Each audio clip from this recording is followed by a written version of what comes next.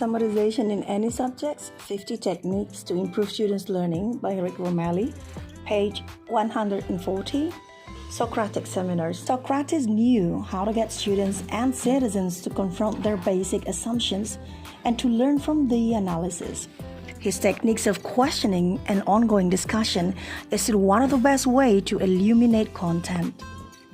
Students can participate in such experiences before a unit to help prime their minds for what is to come, but they get even more out of experience when they have studied the concepts to be discussed. In the Socratic seminar, students process, apply, and extend what they have been learning.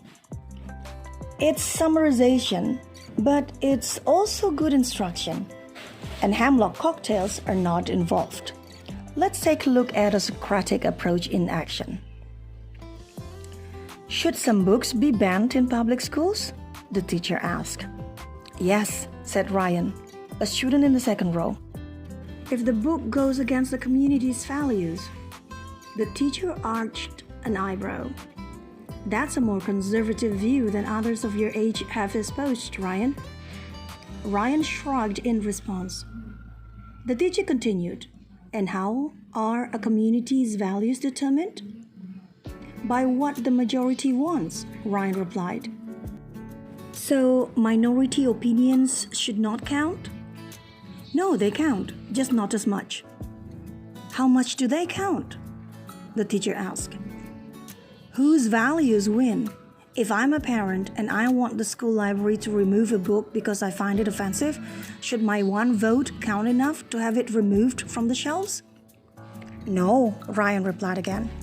What if there are 10 of us who object to the book? We have to be reasonable, Ryan said. Whatever the majority wants, that's the community's value, and that's how school librarians should respond. They have a responsibility to protect kids from scary and sexual things. I don't want my 5th grade sister reading Stephen King's novels. Where's the cutoff line? At what age do some novels become okay while others are still prohibited? Does it change for different novels, for different individuals? Maybe, Ryan said. The teacher paused before the next question. There was a time in our country when the majority of folks in certain communities were racist and mistreated those of different cultures or skin colors. Should these kinds of community majority values be protected? No, of course not, Ryan said. The federal government must step in and do something when people are being abused because of their skin color. So, when it comes to books, the majority of the community rules, but when it comes to human rights abuses, we turn it over to the federal government to decide for us? I guess so, Ryan replied. The teacher nodded. That's been done both very successfully and very poorly during our country's history. It's often a point of contention between political parties. Let's examine this idea. What are the criteria under which it is appropriate for the federal government to get involved with a small community's values? And is federal government policy making at the local level a good or a bad thing for the country as a whole? Where does the summarization occur? During the preparation and reflection before the seminar, during the seminar discussion itself, and during post-seminar reflection and evaluation. This kind of active learning requires students to consider the concepts and facts as they respond to questions and as they hear their classmates' responses.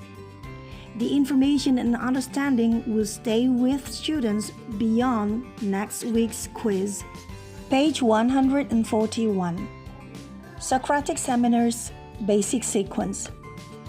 Before discussing as part of a Socratic seminar, students need information and a common frame of reference, which will come in many forms, like discussions, field trips, labs, lectures, readings, research, simulations, videos, and more. These pre-seminar experiences should be rich with ideas and discussability, that is, more than one point of view. potentially contradicting ideas, and relevance to other learning and real-life situations. Besides the experiences themselves, students should have time to reflect on the learning before the seminar. They might prepare by answering guided questions, creating graphic organizers, doing artwork, having small group discussions, using journals or learning logs, and applying other techniques. Most Socratic seminars are conducted with students sitting in a circle, their notes and other materials in their laps, and available for reference. With 32 students or more in a class, however, some classrooms cannot accommodate such a large circle. In addition, larger circles don't allow all students to participate as much as smaller circles do. To maximize participation, conduct 2 Socratic seminar circles, each with only half of the class. Conduct one seminar while the rest of the class observes and provides feedbacks using a set of agreed-to criteria for seminar success. During the second half of class or on the second day, have the groups switch so that those who were observing and providing feedbacks are now conducting the seminar, and those who were in the seminar are now observing and providing feedbacks. Sometimes, I have had 2 seminars going at the same time, which can be both noisy and confusing. For us teachers, the hardest part of Socratic seminars is staying quiet and letting students do the talking. Do whatever it takes to keep from jumping in. Tape your mouth shut. Sit on your hands. Look at your shoes, but make sure students are the ones doing most of the talking. You do need to give students the tools to keep conversations going, however. Like 1. Teach them how to develop good discussion questions that are not just for yes or no answers. 2. Teach them how and when to ask follow-up questions. 3. Give them a list of questions to choose from as they keep the conversation going. They will eventually outgrow the lists as their proficiency increases. To begin a seminar, throw the first question to the group and make it provocative. Teacher: Students, today's Socratic seminar is about censorship. You have all read and reflected on the topic in a number of ways. Now, we are ready to apply and review what you've learned. Please open your seminar discussion with a response to one of the following quotes from Nat Hentoff's The Day They Came to Arrest the Book. Adults are free to read anything they like because they are responsible for themselves. Young people are not, and cannot be, wholly responsible for themselves. And so, the school, by law, has the responsibility for determining what students shall read. Number 2, freedom is a dangerous word. Number 3, it is only in the free marketplace of ideas that truth will prevail. Number 4, the best way to deal with vicious lies, my friend, is to not give them a chance to infect people. Give those so-called ideas the respectability of a debate helps them spread. Then one of the students named Jared said, Jared, I'll begin. Debating ideas doesn't give hurtful ideas more respect. It's better if you get bad ideas out where everyone can see how bad they are. Look at what happened with children during the Industrial Revolution. And off we go. The best openings don't always have to use quotations. They can be simply starters. Why is this called blank blank blank? What is this blank blank blank about? Why would someone want to blank blank blank? How is blank blank blank really about blank blank blank? As students talk with one another, they must be careful to back up their claims with evidence. Encourage them to provide supportive details and evidence from the notes they have on hand, as well as their observations, readings, and reflections. If students don't back up their claims with evidence, invite other classmates to question them about it. They can ask questions such as, "Can you back that up? How does that relate to what we're talking about? Help me understand your reasoning." A good general tip for managing interaction is to ask students to refer to classmates by name when they want to add to the discussion.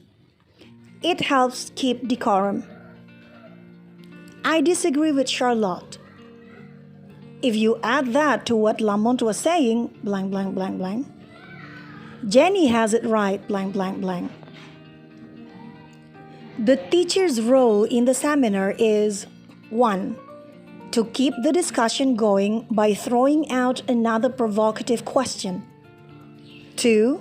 To make sure nothing inaccurate is communicated by asking clarifying questions when misconceptions are stated. 3. To get out of the way and let the students talk. You can also take notes for evaluation and can make sure appropriate citizenship and group processes are maintained. Sometimes we get students who have difficulty participating in Socratic seminars. If you have chronic interrupters, challenge them to speak only after every fourth person has spoken, and point out that because they will get perhaps 2 more contributions before the end of the discussion, they should choose their comments wisely. Then there is the flip side. Students who don't contribute enough. They might be shy, intimidated, or otherwise uncomfortable with the experience. Although you should affirm the other students' effort to invite quiet classmates to participate, also stress the need to respect quiet students' reticence. Tell the class to remember that just because someone is not speaking up doesn't mean they are not listening or are unprepared. If it works better for quieter students, let them summarize orally 5 major points discussed. Thus, they report what others have said and not what they believe themselves. You are still asking them to speak publicly, but it's not as threatening. Good Socratic seminars have good closings. Invite a few students to come up with closing questions or offer some yourself. What would blank, blank, blank think of our arguments today? Did we answer the question? How does this relate to blank, blank, blank? After the seminar has concluded, make sure students receive feedback from the observers and from you. Encourage their own reflections on how they did. To provide feedback, consider videotaping 20 minutes of the Socratic seminar and playing it back for students. Seeing themselves is a powerful tool for learning. It's page 144. I think I'm going to stop my reading from there. Right, today you are listening to a book called Summarization in Any Subjects, 50 Techniques to Improve Students' Learning, written by Rick Wormeli.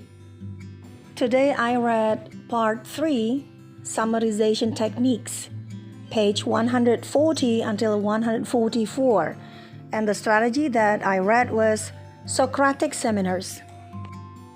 Alright, if you do like the video, please consider give a thumbs like. You can also click the bell signals, and if you do like the video, please share it to your other colleagues as well, and don't forget to subscribe. Thank you so much for listening. I'll see you again in the next book reading. I'm Evi Sayono. Good morning. Have a great Sunday. Bye.